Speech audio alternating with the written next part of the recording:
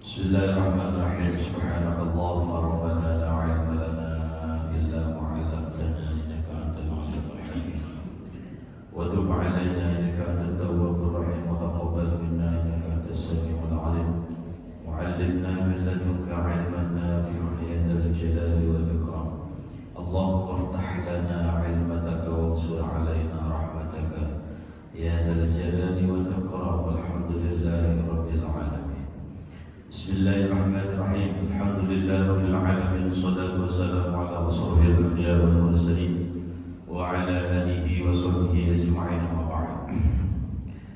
قال الله تعالى في كتابه الكريم: أعوذ بالله من الشيطان الرجيم. بسم الله الرحمن الرحيم.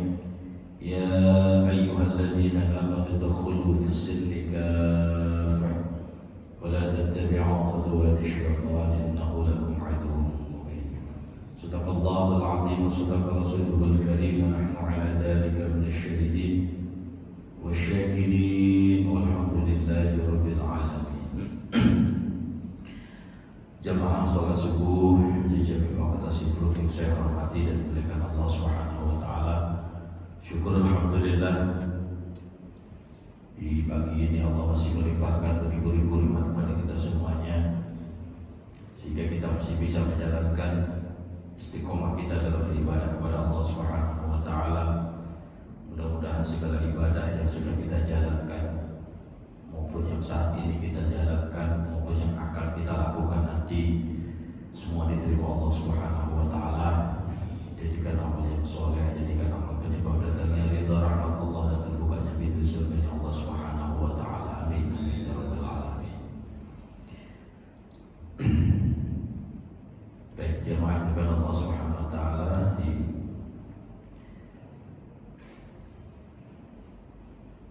dalam kitab Ushuriyah yang dijelaskan di hadis nomor 12. Ini saya acak kemarin ya. Baik, hadis nomor 12 dalam kitab Fawaidul Ushuriyah As-Syaikh Imam Ushuri, beliau berpesan bahwa al-hathu ala niqa'is suduri minal ghillin.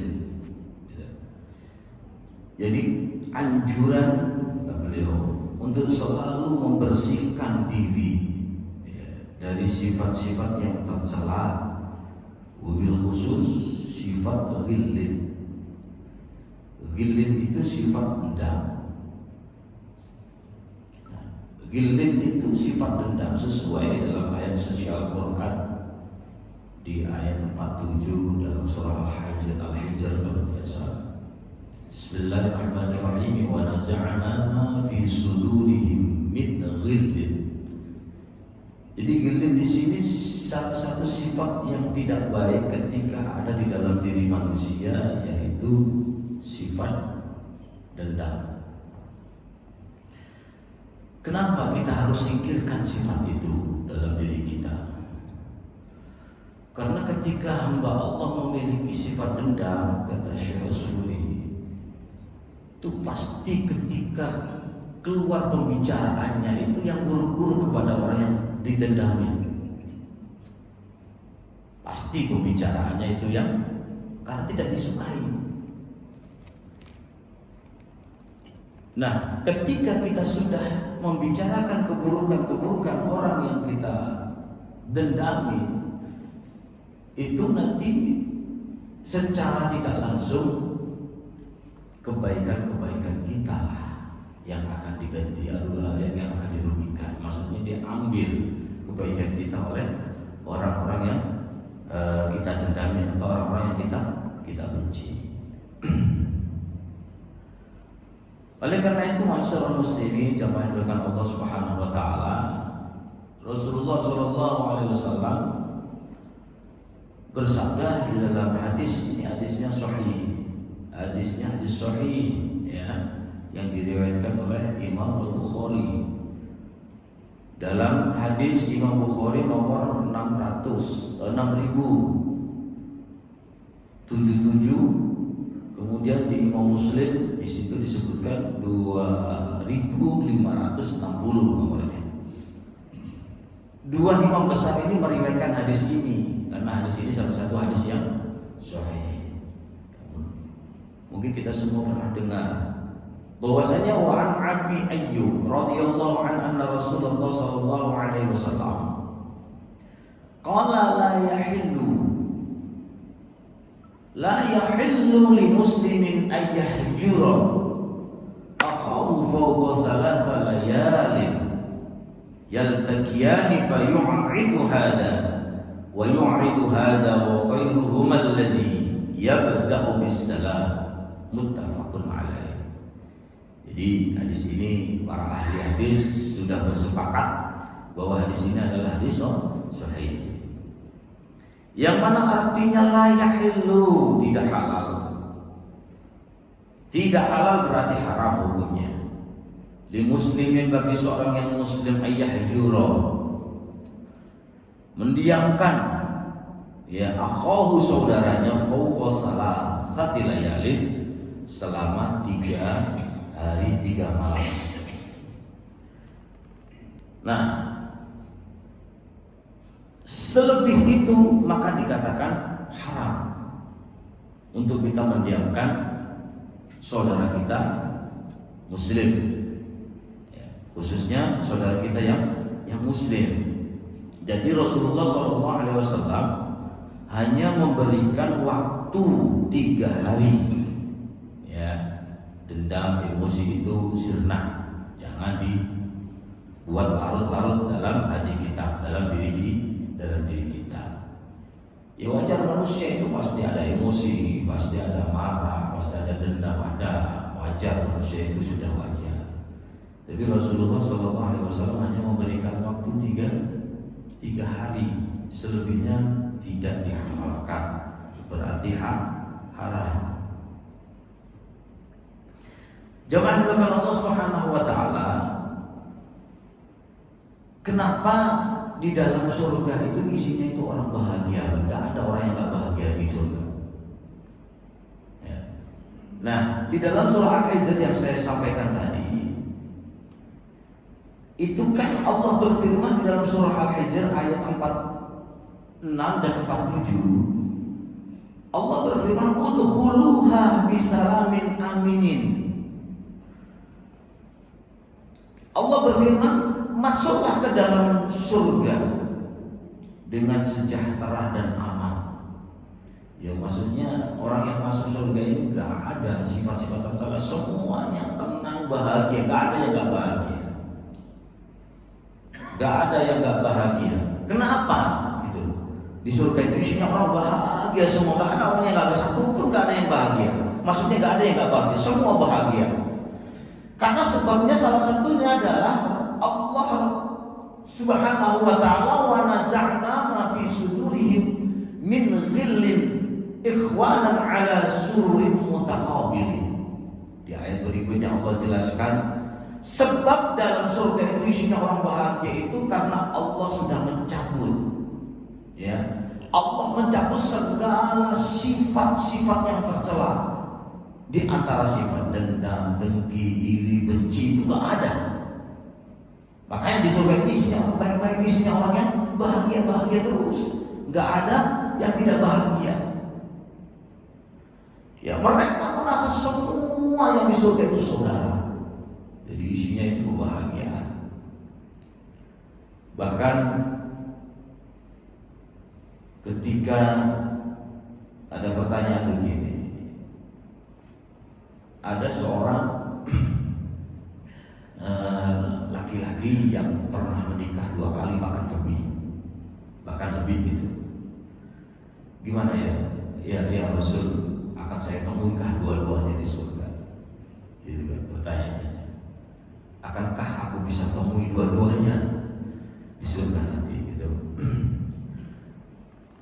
Jangankan 2, begitu ya.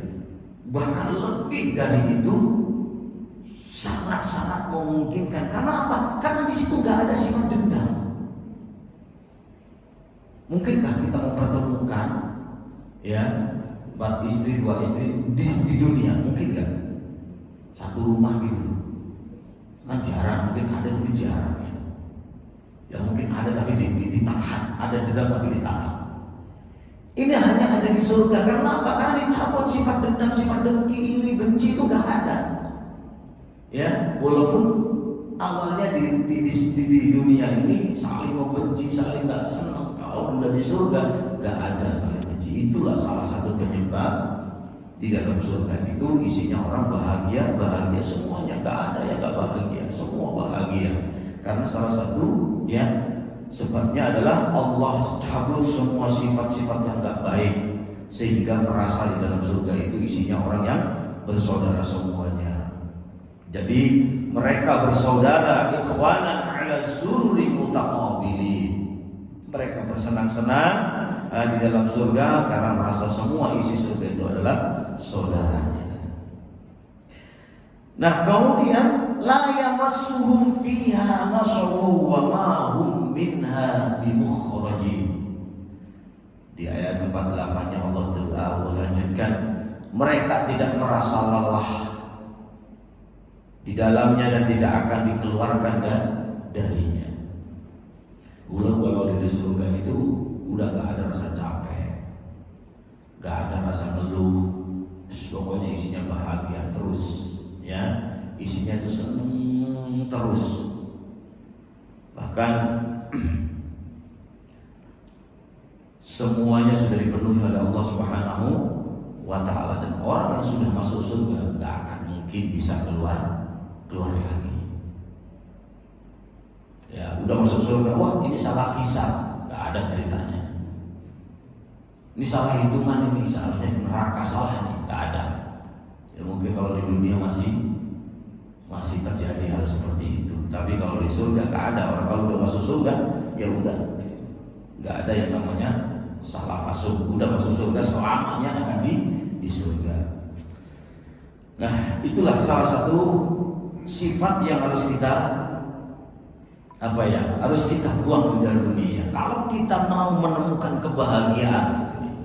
Jadi kita tarik kesimpulan kenapa Imam Usfuri itu menganjurkan agar dijauhi sifat-sifat tercela di antara sifat dendam, agar kita itu betul-betul di dunia ini menemukan kebahagiaan yang sejati, kebahagiaan yang betul-betul bahagia. Gara-gara kita itu ada sifat dendam, itulah penyebab kita hidup itu tidak bahagia. Ya buktinya tadi di surga Allah cabut dulu sifat-sifat yang tercela biar bahagia. Nggak ada rasa pemusuhan, itu nggak ada. Ya, kita terkadang kalau masih ada sifat-sifat yang nggak baik di dalam diri kita, ketemu orang yang kita nggak sukai, pasti ada rasa sakit, ada rasa nggak enak, diri kita nggak nyaman. Ya, kita nggak nyaman. Kita duduk sama orang yang nggak suka aja udah nggak nyaman. Karena masih ada sifat ini, sifat dengki, sifat dendam dalam diri kita. Itulah yang membuat kita sendiri tidak bahagia di dunia. Maka kita kalau ingin bahagia di dunia ini, bahagia juga kelak di akhirat, maka terus berusaha untuk menghilangkan sifat-sifat yang tidak diridhai oleh Allah Subhanahu wa Ta'ala, di antara sifat benci, sifat dendam, sifat iri, sifat dengki dan lain sebagainya. Insya Allah itu akan kita menemukan kebahagiaan yang sejati di dunia maupun kelak di akhirat nanti. Baik. Itu hadis yang nomor 12. Imam Usfuriyah mengatakan bahwa kita agar selalu menjaga sifat-sifat tercela di antara sifat dendam kepada sesama. Kemudian al-hadits tsalis asyar, naha an kasratil kalam wal hissu ala dzikrul maut. Yang nomor 13. Ini adalah menjelaskan tentang larangan banyak berbicara dan anjuran mengingat kematian. An Abi Sa'id Al-Khudri radhiyallahu anhu, dakhala Rasulullah sallallahu alaihi wasallam musallahu farawana yaksiruna al-kalam faqala ama innakum law aqsabtum dzakaraha dzamul ladzati li syaghikum amma arafa aqsar wa dzkurha Dzamul ladzati ya'ni al-maut. Rasulullah sallallahu alaihi wasallam bersabda bahwa suatu hari Nabi Muhammad sallallahu alaihi wasallam ke tempat sholat.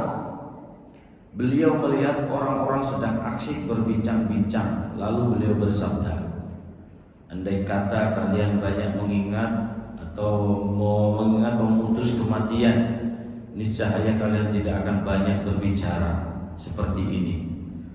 Ya, seringlah mengingat pemutus kenikmatan, yaitu kematian. Dan sering saya sampaikan, ya, memang kematian ini kan nggak harus kita takutin, gitu lah ya. Yang harus adalah perbanyak diingat agar kita selalu hidup itu selalu mengontrol. Mau berbuat maksiat itu berpikir 2 kali. Ya siapa tahu saya berbuat maksiat terus mati. Itu kan akhirnya mikir-mikir gitu loh.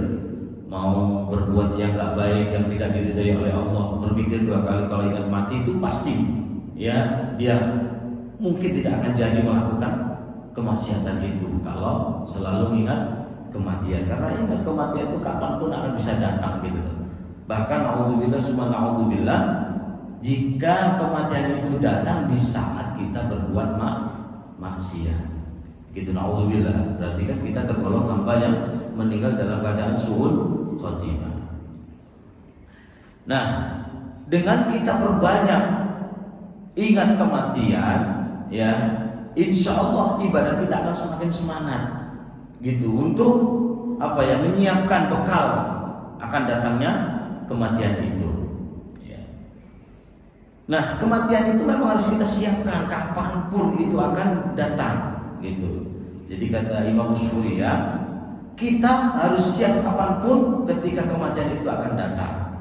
Ya, dengan itulah perbanyak ingat kematian agar kita selalu siap, begitu. Namun kita ketika jarang-jarang ingat kematian, maka persiapan untuk menghadapi kematian itu mungkin akan lalai.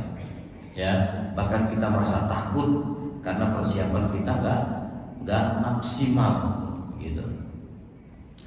Nah, keanehan mengingat kematian itu keanehannya begini. Kita itu kepada hal yang pasti justru tidak disiapkan begitu matang. Kematian itu kan pasti akan datang, ya. Tapi persiapan kita itu kadang-kadang ya sesuatu seenaknya aja, maksudnya nggak begitu maksimal itu persiapan kita. Namun di sesuatu yang belum pasti, terkadang kita siapkan begitu matang, padahal itu belum pasti, gitu ya.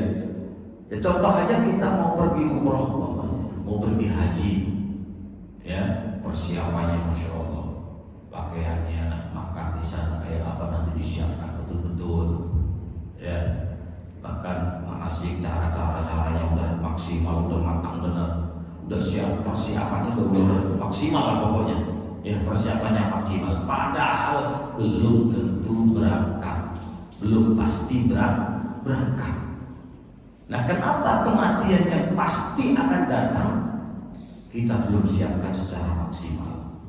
Nah, inilah dalam kitab Nasrul Ibad yang dianggap keanehan, ya, manusia ketika menghadapi kematian, yang mana kematian itu pasti akan datang, justru tidak disiapkan begitu matang. Namun ketika sesuatu yang belum pasti akan terjadi, persiapannya masya Allah matang banget, padahal belum pasti itu akan terjadi.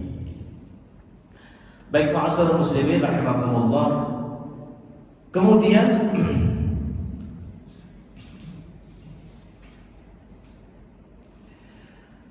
hadis selanjutnya adalah al-hadis sabiq, innal marid yaktubu lahu ma kana ya'malu fi sihhatihi. Bagi seorang yang sakit akan ditulis apa yang akan dia lakukan saat dia sehat. Maksudnya dalam kitab Usfuriyah ini Imam Usfuri menjelaskan ketika kita sakit, otomatis ibadah kita akan menurun, istiqomah kita akan menurun kalau kita sakit. Nah, Imam Ushmul ini berpendapat ketika ada orang yang sakit, maka pahalanya ditulis seperti ketika dia sehat. Ya ketika dia sakit kan kadang jamaah pun terputus dan mesti sakit demam atau sakit apa, biasa ngaji ke taklim ya nggak ngaji. Ya, maka ketika dia sakit bisa sabar dengan sakitnya, bisa ikhlas dengan sakitnya, tanpa dia datang ke masjid karena terbiasa ke masjid, itu udah dihitung, Pak. Udah terhitung. Bahkan ada yang berpendapat begini, kita sudah istiqomah sholat malam tuh istiqomah banget. Suatu saat tertidur nggak sholat malam, ya itu terhitung dia sudah sholat malam karena udah terbiasa, hatinya udah terbiasa. Tidur itu kan di luar kemampuan kita, ketiduran kan di luar kemampuan. Nah, Imam Ushmul ini mengatakan ketika ada orang yang sakit, yang maunya sehat itu memang semangat. Ketika dia sehat itu aktif, istiqomah sholatnya, ngajinya istiqomah. Bahkan kebaikan selalu dilakukan. Dia jatuh sakit, ya, kemudian kebaikan itu nggak sempat dia lakukan karena sakit, nggak sempat ke masjid, nggak sempat ikut ta'lim, mungkin nggak sempat baca Quran, ya, bahkan sholat malam lewat, ya. Nah, ketika dia sakit dan bisa sabar dengan sakitnya, bisa ikhlas ridho akan sakitnya tersebut walaupun beberapa hari, ya, maka kebaikan yang biasa dilakukan di waktu sehatnya itu akan terhitung, masih terhitung. Bahkan sakit itu kalau kita bisa ikhlas, ya, bisa ikhlas, bisa menghapus dosa. Jangankan sakit yang berat, kita terus duri sedikit aja, tertusuk duri sedikit itu, ya, itu kan semua atas takdir Allah. Kita bisa ridho sadar bahwa itu atas kehendak Allah, kita ridho menerimanya, ikhlas menerimanya, walaupun hanya tertusuk duri, walaupun hanya tersandung. Bilang inna lillah, semua ini hanya karena Allah, semua ini atas kehendak Allah. Ikhlas itu pun bisa melebur dosa, apalagi yang sakit yang begitu lama, masya Allah, melebur dosa. Jadi sakit itu salah satu yang Allah simpan. Kalau dalam kitab Nashihul Al-Ibad, Allah simpan nih, nggak akan diberikan kepada siapapun kecuali kepada hambanya yang dicintainya. Sakit ini sesuatu yang, masya Allah, sesuatu yang luar biasa, sesuatu yang istimewa sebenarnya. Kalau kita sadari, sakit itu sesuatu yang istimewa dan hanya diberikan kepada hambanya yang dicintai Allah. Sakit itu, namun kita nggak berani minta, ya Allah berikan aku sakit. Mintanya kan sehat, mintanya selalu sehat. Ya karena apa? Karena ketika ibadah itu tujuannya minta sehat apa ya? Ibadah itu dia jauh lebih baik. Nih, ibadah itu jauh lebih baik dilakukan dikala dia sehat daripada dikala dia sakit. Ya kalau dia dikala sakit kan biasanya ada kemauannya. Orang kalau tidak sakit ibadah semangat, itu biasanya ada kemauannya biar sembuh. Ya, biar sembuh. Maka ibadah yang lebih baik itu dilakukan dikala dia sehat walafiat. Doa dilakukan ketika dia dalam kondisi mampu, dalam kondisi kecukupan. Giliran gak punya duit, waduh mintanya nangis-nangis. Nah, ini. Jadi ibadah itu dilakukan ketika kita dalam kondisi kecukupan, badan sehat, duit ada, ya derajat di pangkat juga lumayan. Pokoknya semua dicukupi Allah, tapi tetap doa Allah, tetap semangat ibadah ini yang luar biasa. Gitu. Namun ketika kita sudah doa minta sehat, kok Allah takdirkan sakit, dia ikhlas ridho. Ini pemberian Allah. Ini hal sesuatu yang enggak sepele, adalah sesuatu yang Allah pilih. Hanya hamba yang dicintainya yang dikasih sakit. Maka Fir'aun enggak pernah sakit, kok Allah enggak cinta sama Fir'aun. Bahaya orang yang enggak pernah sakit, jatuh-jatuhnya sombong nanti. Saya itu alhamdulillah udah 2 tahun yang tak sakit saya. Dulu kalau udah sakit itu masya Allah, udah terima ikhlas, insya Allah itulah akan mau lebur dosa-dosa yang ada di dalam diri kita. Jadi itu satu. Jadi sakit itu Allah simpan. Kemudian yang kedua apa? Yang kedua itu adalah sabar. Sabar ini sesuatu yang istimewa. Ya, kalau sabar itu segala sesuatu yang menimpa diri kita tetap sabar. Kalau kita nggak sabar berarti Allah nggak cinta. Kalau kita sabar berarti Allah cinta. Maka Allah itu selalu kepada hamba-hamba yang bersabar. Innallaha ma'as sabirin. Tapi kan berat, sabar ini berat. Gitu. Enak dibicarakan tapi susah dipraktikkan. Gitu. Ini sesuatu yang jarang. Ya Allah, umpamanya kita kadang-kadang hanya meminta ya Allah berikan kesabaran, ujian atas ujian yang Kau berikan. Tapi kenyataannya kita sendiri yang nggak mau berusaha untuk bersabar. Ya, udah minta tapi nggak mau berusaha untuk bersabar. Maka jarang orang yang diberikan kesabaran itu jarang, kan sesuatu yang istimewa. Ya, sabar pasti itu bersama Allah. Karena Allah cinta kepada orang yang sabar. Yang ketiga yang Allah simpan nggak diberikan kepada siapapun apa? Selain itu adalah miskin. Miskin itu apa ya? Sesuatu yang Allah takdirkan kepada hambanya. Jika hamba itu bisa menerima betul-betul akan kemiskinan itu, maka dia akan menjadi hamba Allah yang sangat-sangat dicintai. Karena apa? Miskin itu rentan dengan kemusyrikan. Miskin itu rentan dengan kemusyrikan. Jadi kalau udah gak banyak duit, akhirnya dia pergi kemana? Kalau udah putus asa itu ngeri. Ya, kalau sudah putus asa akan kemiskinannya itu ngeri. Tapi kalau dia udah bisa sabar, jauh sekali perbedaannya. Masuk surganya itu lebih dulu daripada orang-orang yang kaya.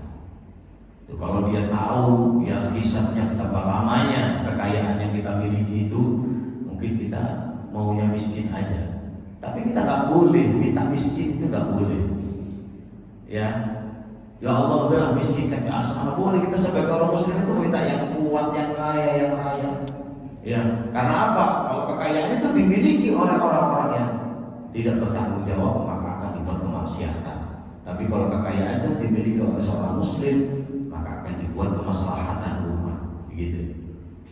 Imam Syafi'i dulu itu benci kepada orang yang kaya. Imam Syafi'i itu benci kepada orang yang kaya. Bahkan ada ketika ada ulama kaya, gak senang banget Imam Syafi'i. Ya, gak senang banget kepada ulama yang kaya raya, gak senang. Ini ulama kok hubud dunia, ulama kok senang dunia, gak senang. Namun ketika dia ke Imam Malik ya, dah kamu pergi kalau ingin belajar pergi ke salah satu ulama gurunya. Begitu, akhirnya pergi ke salah satu ulama. Ternyata dia itu lebih kaya daripada gurunya malahan. Begitu. Akhirnya Imam Syafi'i mengatakan, ya Syekh, kenapa kau sedekah dunia? Bahkan di ruang tamu itu penuh emas, penuh duit. Saking kayanya ulama itu. Gitu. Ya udah, kalau engkau ingin saya miskin, udah ini saya akan kasih kepada orang-orang yang nggak bertanggung jawab nanti. Makanya nggak tahu nanti buat maksiat apa enggak. Kepada orang-orang yang nggak kuat membawa dunia ini. Kan kalau dikasih orang belum tentu orang itu bisa membawa dengan baik kan. Dengan amanah pasti mungkin buat apa nggak tahu. Ya maka lebih baik saya milikin, saya akan buat kebaikan di dunia. Akhirnya dari situ Imam Syafi'i sadar, oh iya ya, kalau dunia ini dimiliki oleh orang-orang yang imannya lemah, mungkin akan dibuat kemaksiatan, dibuat hura-hura, dibuat yang lainnya nggak bermanfaat. Ya akan terjadi kemaksiatan bahkan begitu. Akhirnya dari situlah Imam Syafi'i sadar, oh iya ya, ternyata kekayaan itu penting juga begitu. Tapi jangan terlalu hubur dunia begitu. Boleh kita cari dunia, bahkan dianjurkan terus kita mencari karunia Allah di muka bumi ini, asal jangan kita ke bawah dunia, jangan kita yang dikendalikan dunia, tapi dunialah yang kita kan kendalikan. Itu syaratnya. Baik jemaah Allah Subhanahu wa taala. Jadi kembali kepada tadi, bagi orang yang sakit, innal maridha yaktubu lahu ma kana ya'malu fi sihhatihi. Orang yang sakit itu dicatat amalnya seperti dalam kondisi dia lagi sehat. Dia sakit, nggak sempat sholat, atau ke masjid gitu, nggak sempat ke masjid jamaah, ya udah dia dihitung jamaah karena dia lagi sakit benar. Ya biasanya ngaji, kok nggak ngaji, biasa sholat malam, kok lewat sholat malam, dihitung. Jadi orang yang sakit itu terhitung amalnya seperti dia dikala sehatnya. Gitu. Kalau sehatnya dia semangat ibadah, maka ketika sakit tetap istiqomah itu akan terjaga. Asal sakit, ya itu bisa dia sabar menerimanya, ikhlas dan Allah, insya Allah pahala ibadah dikala sehat itu akan dia dapatkan. Wallahu a'lam bishawab. Sampai sini ada pertanyaan?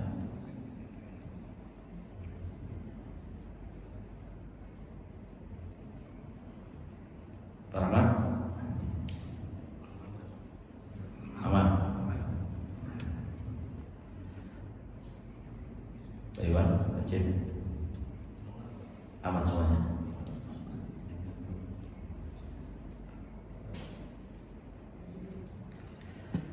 Baik, kita tutup. Mudah-mudahan pagi ini Allah berikan ridha bagi kita semuanya. Apa yang kita jalankan, apa yang kita lakukan, Allah terima. Allah berikan ridhanya, Allah berikan rahmatnya.